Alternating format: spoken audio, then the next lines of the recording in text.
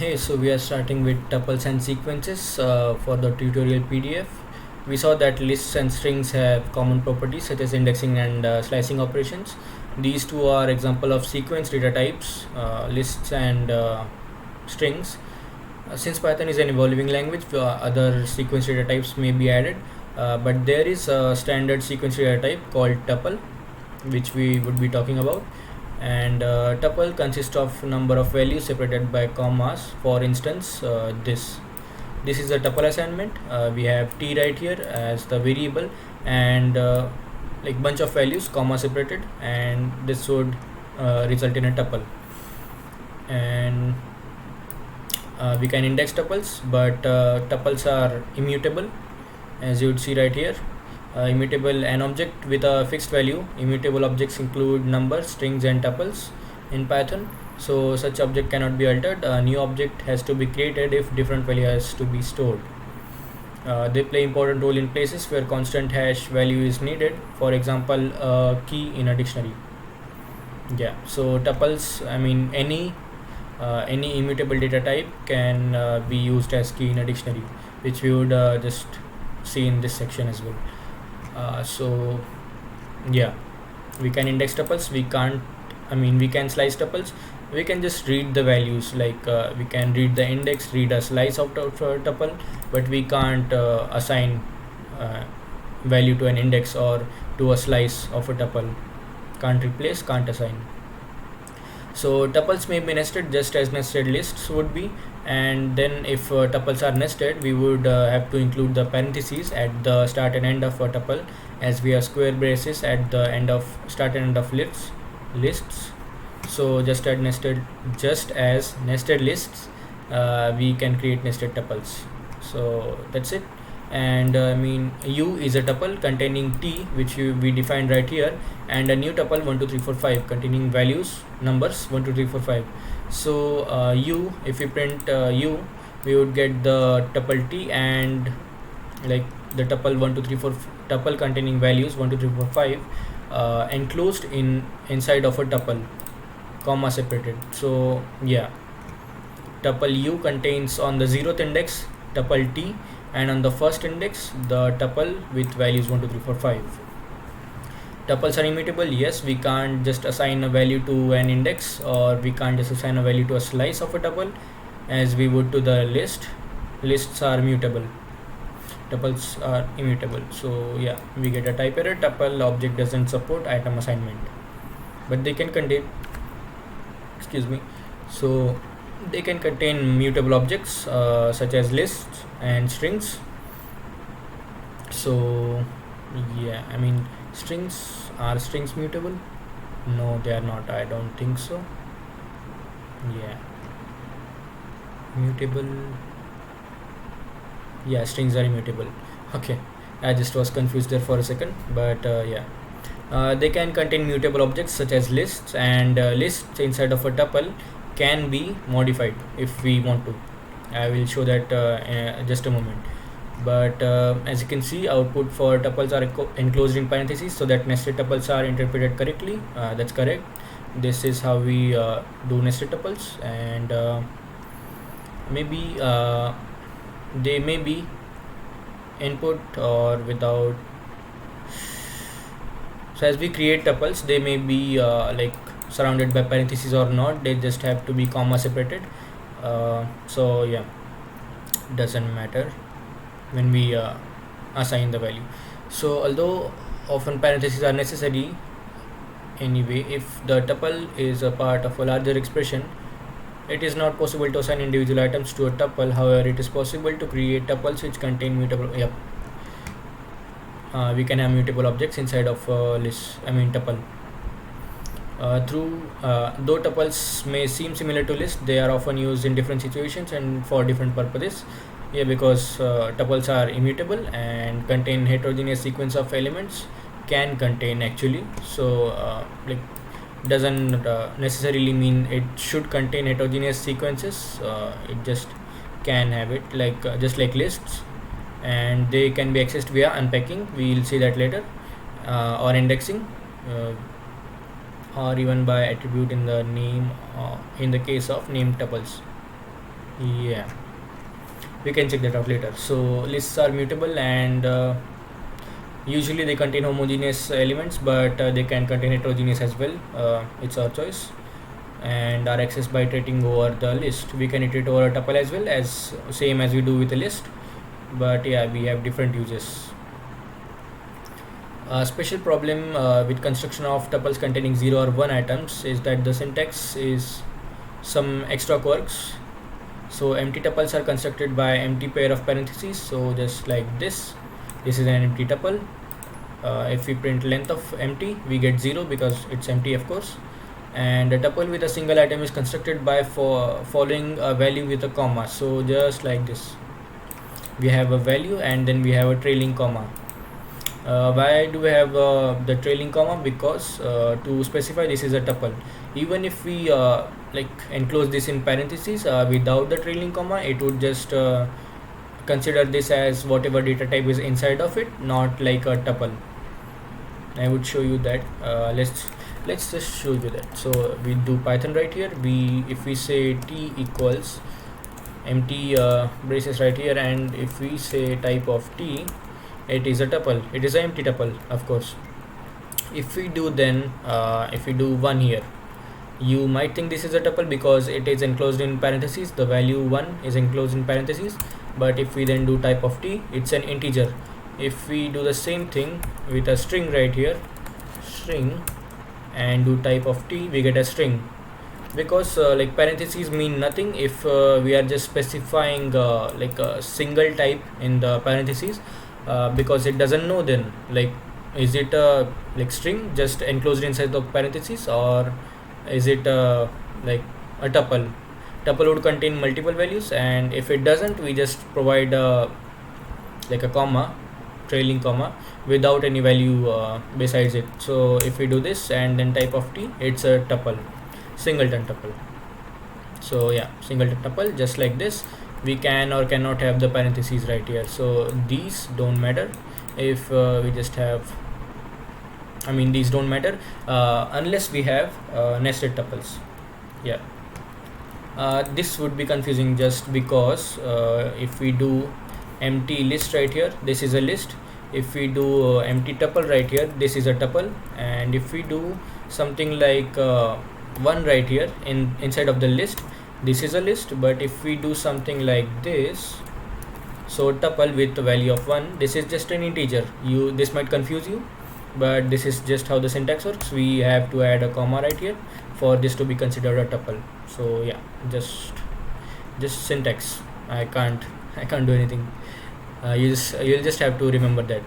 So the statement, this specific statement, is an example of tuple packing. So the tuple has multiple values. That's just called tuple packing. Just creating non empty or non singleton tuple. So tuple containing 2 or more values. Just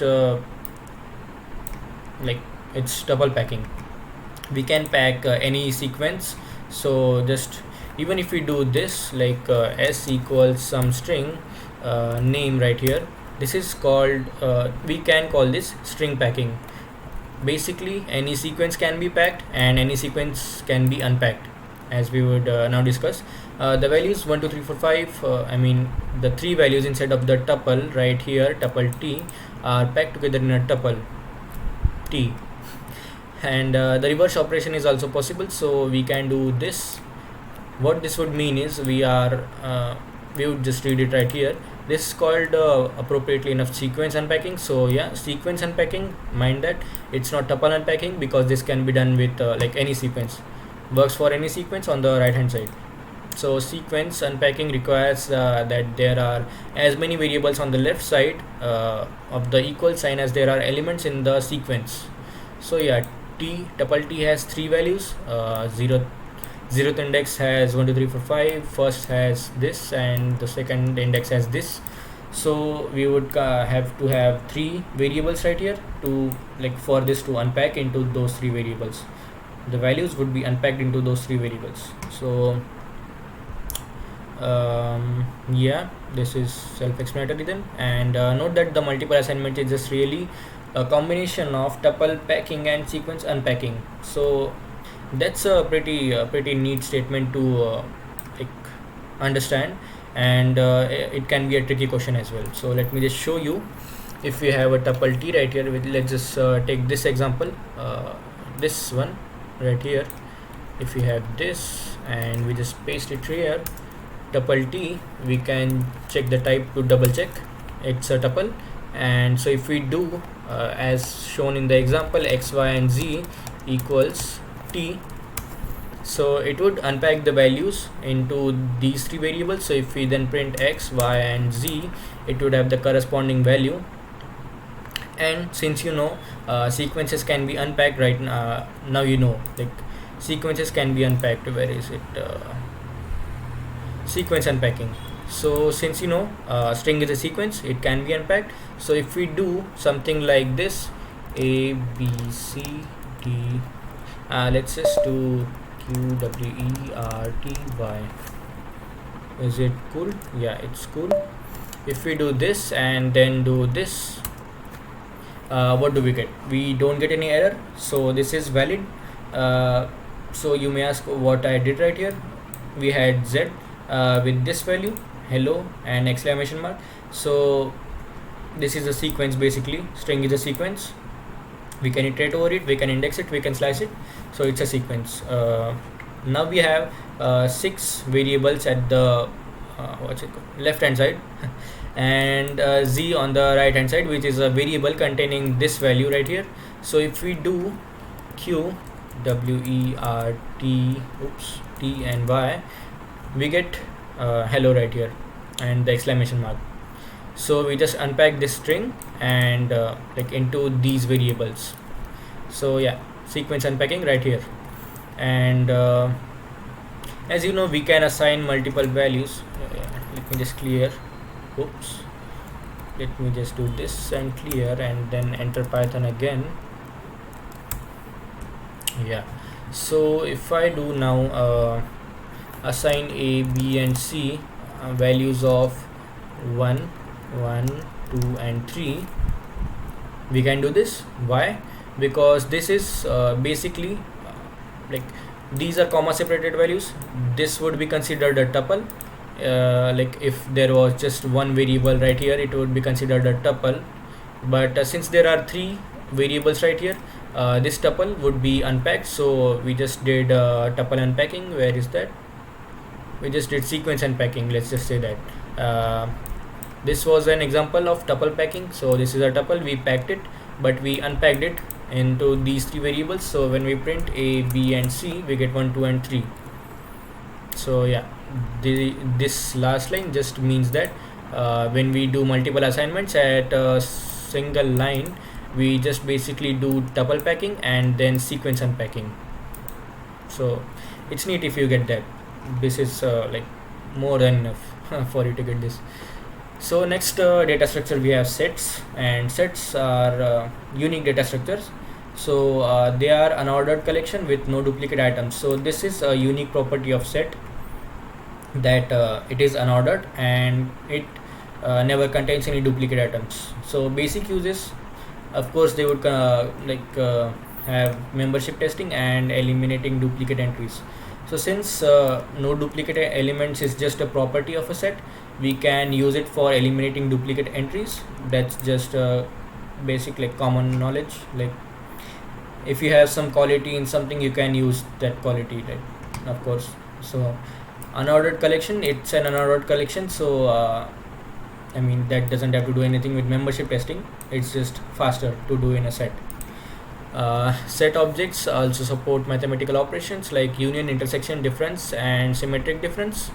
It's all this, as you'd see in a moment. Yeah, so how do we define a set? Curly braces or the set function can be used to create sets. Note that to create an empty set, you use the set function with no parameters instead of the empty curly braces, because the latter, so this empty curly braces creates an empty dictionary rather than an empty set, which is the next section. We'll discuss that. So yeah, Basket is a set containing apple, orange, apple, pear, orange, banana. So we have some duplicate values right here, but when we print basket we don't have any duplicate values because it is just the property of a set to have no duplicate items. So we get rid of the duplicate items, but when we print the basket or the set basket, it prints in it in no order. Like we fed it the values in this order, but here it is in no specific order because sets are also unordered collection. So that's to like keep in mind. Like the order we feed the values into a set is not the same order we get the values out. But we can check membership testing. That's yeah, so that can be done with the in keyword. In just checks if something is inside of something. So if orange, the value orange is inside of basket, set basket, and if it is, it would return boolean true, and if it is not, something is not in the basket or the set, it would return false, the boolean false. Why do I say boolean true and boolean false? Because these aren't strings, these are actual booleans. If I do something like let's just use this example and not write something ourselves, we can do this, and also we can do this, and if we just do type of this, we get bool. So that's a boolean, not a string. So false is not a string right here, it's an actual boolean value. In just checks if something is inside of basket. So yeah, so a is a set. Why is it set? Because it is inside of the set function. So this defines a set with these values. These would all be comma separated values. This is not just a string. I mean, this set just doesn't contain a single string. This contains all these separate characters. So yeah, when we print a, we get this. This, as you can see, is not like every value. We removed the duplicates, and this is not in any specific order, just how sets are designed to behave. So yeah, and these like these you can just read. This is the tutorial PDF of Python. You can just Google this and download this specific PDF. These are just these operations mentioned right here that are unique to sets. So you can just check that. I'll not explain this. So as you know, list comprehensions, we talked about this in the last section. Set comprehensions can be also a thing. We just have to replace the square brackets or something with curly braces, and that would just give us a set. Like it is almost similar to list comprehension, just with curly braces instead of square brackets. And to keep it in mind, always keep this in mind, set is unordered and no duplicate elements. So whatever this comprehension returns, all the duplicates would be eliminated, and the output would be in no specific order. So yeah, that's why we have R and D here. So all the let me just give you an overview what happened here. So we got X, so every character, we went through every character, and if it is not something from this X, if X not in ABC, so if any of this character isn't in the string ABC, it will return it and add it to the set. So it returned R and D. It would return it twice. It would return R twice, but since sets don't have duplicate elements, it just has R and D, which is not inside of this string, unlike ABC, which is. So that's why it wasn't returned. So yeah, if you know list comprehensions and the rules set is made around, so you would get set comprehensions pretty easily. That's basic. So next off is dictionaries, another useful built-in data type. So dictionaries are sometimes found in other languages. Unlike sequences, which are indexed by a range of numbers, so you would index a sequence by the indices, which are numbers. Dictionaries are indexed by keys, which can be any immutable type. So strings and numbers can always be keys, and tuples can be used as keys. if they contain only strings and numbers or tuples. Why so? Because if a tuple contains a mutable object, either directly or indirectly, it cannot be used as a key. So key in a dictionary is always something which is what we can say immutable. So if we can't change it, it can be a key. You would just have seen it like above here. Where was it? Yeah. So immutable, an object with a fixed value. Immutable objects include numbers, strings, and tuples. So those can be used as dictionary keys, as we see in the last line. I can't move the mouse to show you the last line, but if you can just read, for example, as a key of a dictionary, it's written right there. So yeah, and mutable objects are just like lists. They can change their values but keep their ID. So ID is just whatever memory address the lists or mutable objects are at. So that memory address is their ID. What more? Yeah. So if we do this defines an empty dictionary. Since we don't define empty set like this, we have empty dictionaries instead of empty sets. That's one thing. And yeah, all the keys have to be unique within one dictionary. We can't have duplicate keys. If we try to provide duplicate keys, we can index keys, and if we try to provide a value to the already existing key, it would forget the old value.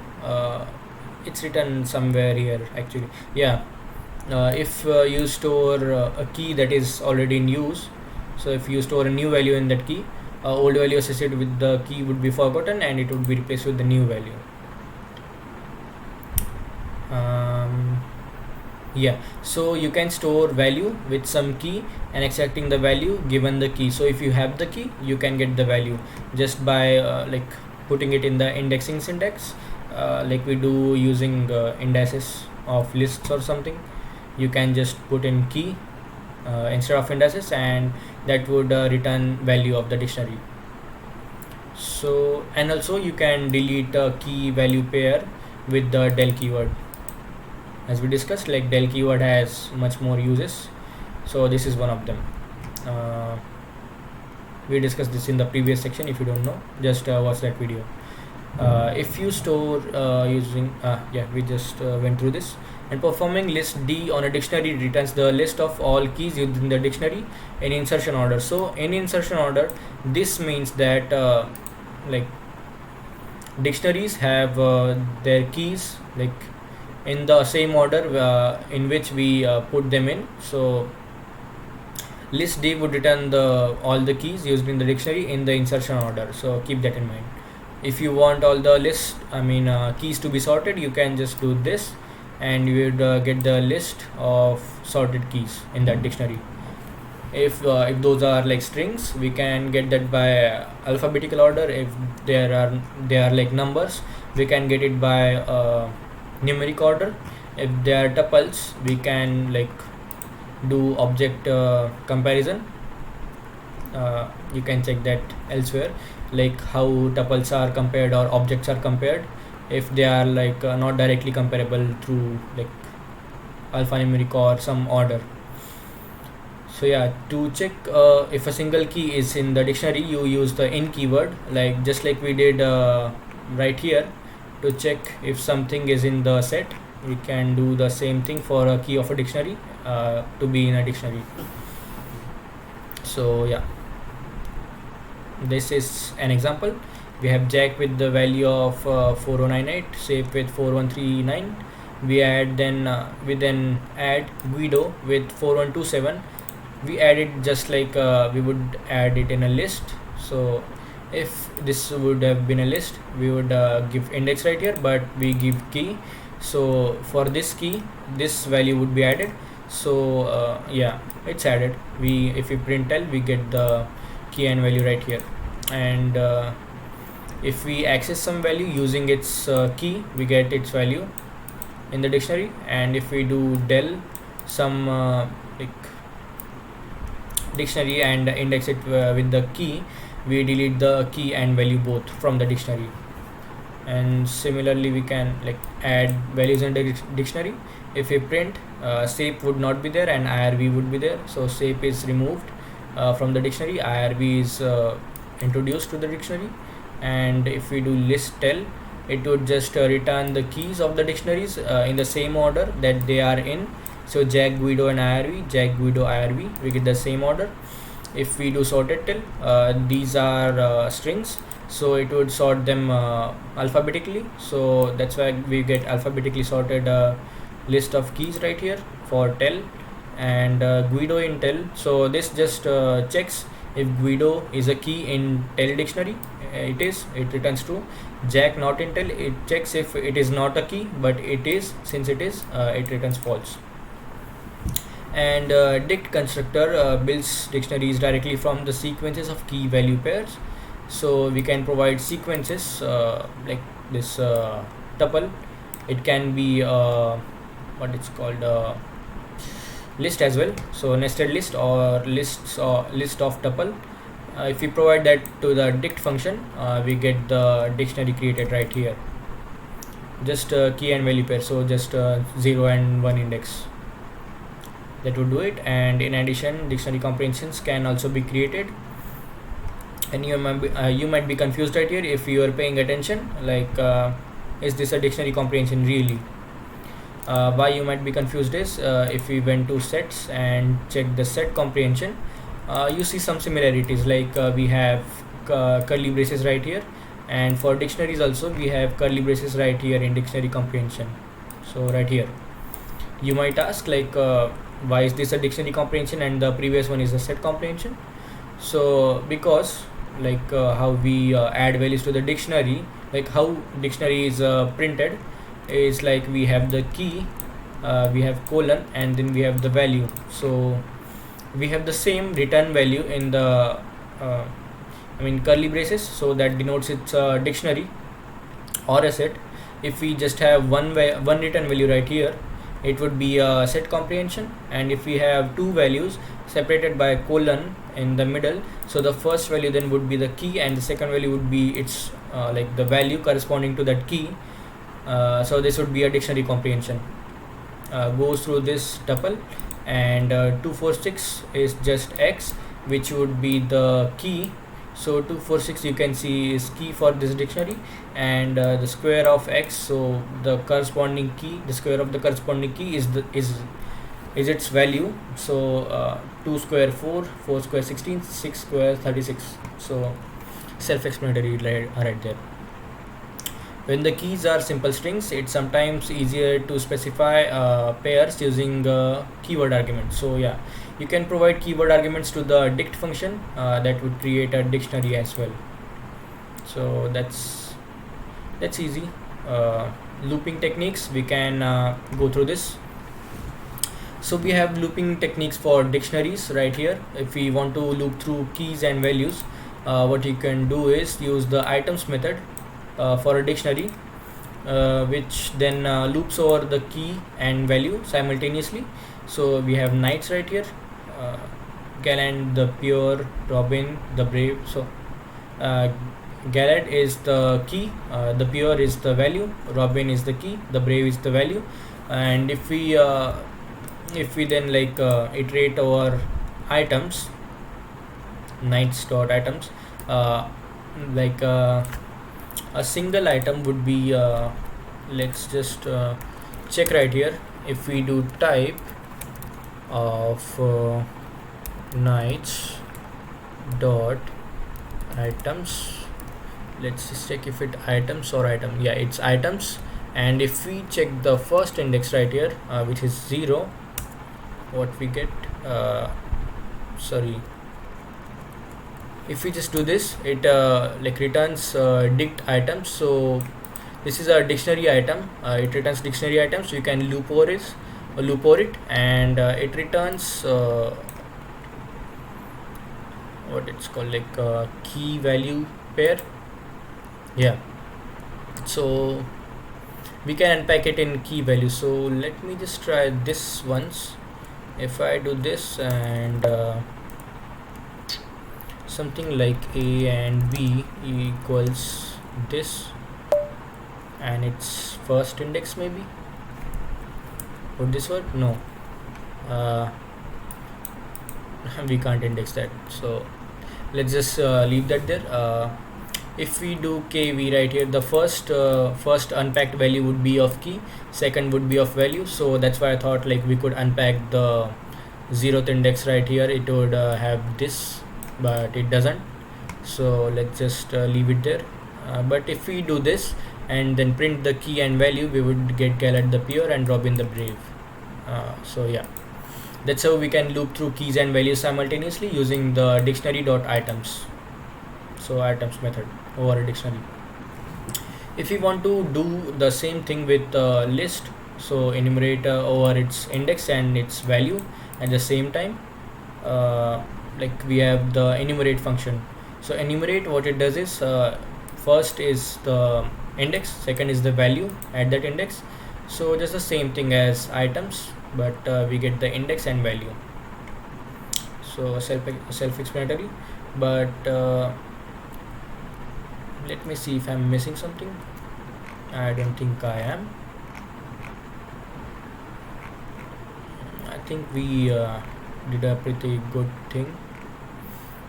Yeah, and then there's a zip function. So to loop over two or more sequences at the same time, entries can be paired with the zip function. So if we have the zip function, I have a bonus for you for this zip function, like how it works and like when it doesn't. So we have questions right here and we have answers, and then we loop over q and a for like we zip both of the lists, question and answers, in using the zip function. And first one, like it is positional. The first one iterates over question, so whatever is here, it unpacks questions and this unpacks answers. So we get value of questions in q and answers in a. So yeah, that's why we get this. But let me just show you one thing. If we do this, like paste it here, questions and then answers, answers right here. So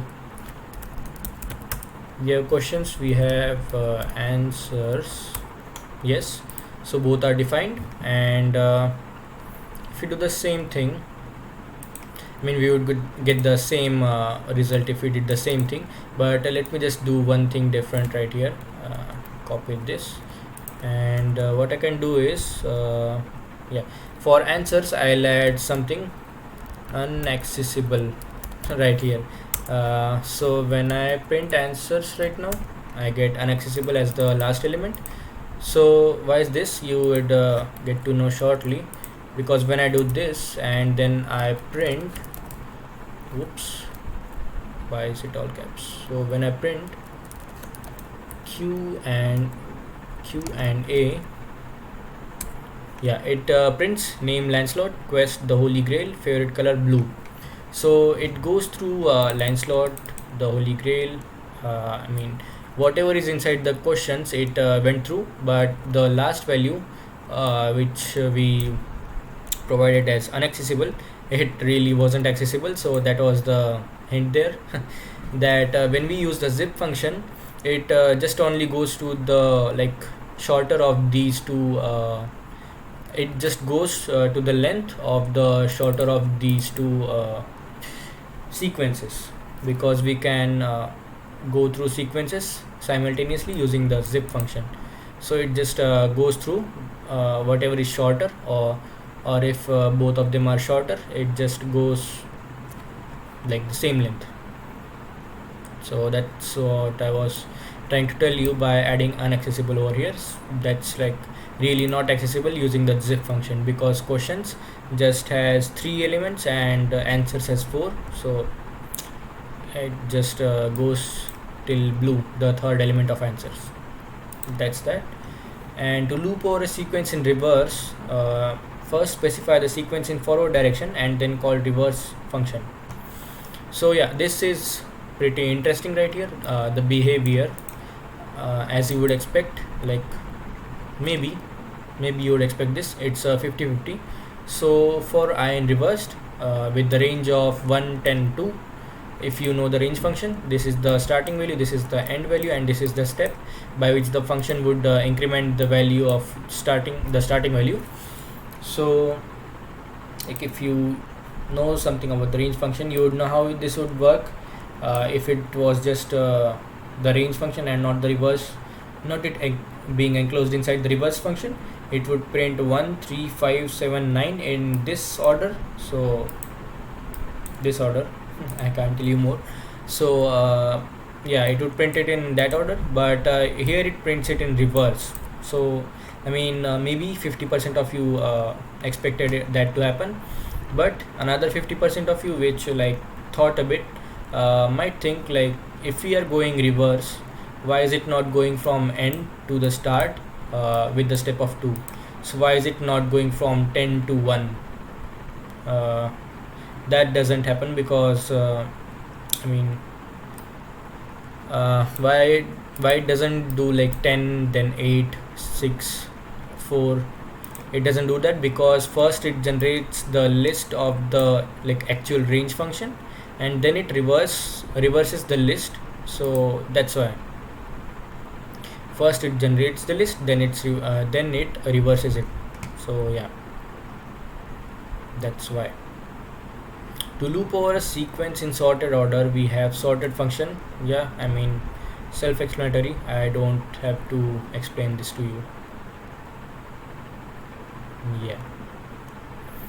Using the set over sequences eliminates duplicate items, and using sorted with combination of set or a sequence in idiomatic way to loop over unique elements or the sequence in sorted order. So yeah, if you combine any of these functions which I mentioned right here, they would behave as you would expect them to behave if they were like nested inside of each other. So set basket just removes duplicate from the basket, and it then returns a set with no specific order. But if you do sorted on this set, it would sort the values inside of the set. So I mean, how does it sort values? Since we have strings right here, it just goes on the alphabetical sorting and returns like if you print f, which would have every value for the iteration to the apple, banana, orange, and pear, which are in alphabetical order. So yeah,